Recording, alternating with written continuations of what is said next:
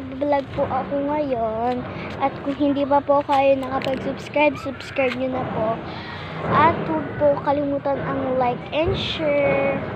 Love you guys. So, sulitin na po natin ang panahon na pagbablog ko dahil aalis na naman po siya. Aalis na naman po ko. At si girl ay todo pagkasyon na naman.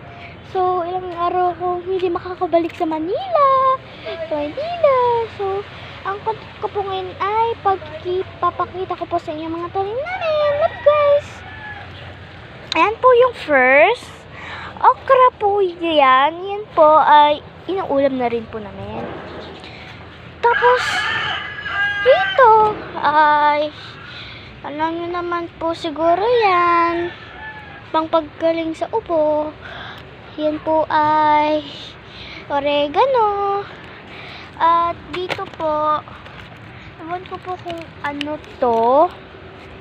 Yan. Tapos ito masarap din po ito. May tanim din kaming yan. Maliit pa lang siya. Tapos ito yung sili namin. Sili namin na kulay green. Tingnan natin yung tubo. Yan. Balik tayo sa kabila. Tapos dito naman may ano din po kaming talong dito.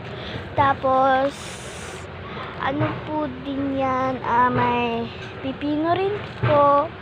Yan po. Tapos dito yan, may kangkong po kami. Tapos tong bayabas, yan, kangkong po yan. Tapos lipat po tayo doon sa kabila.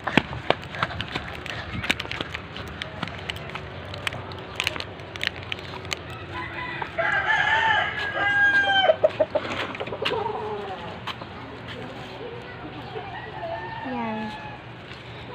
Ito po. So, yun lang. Bye-bye.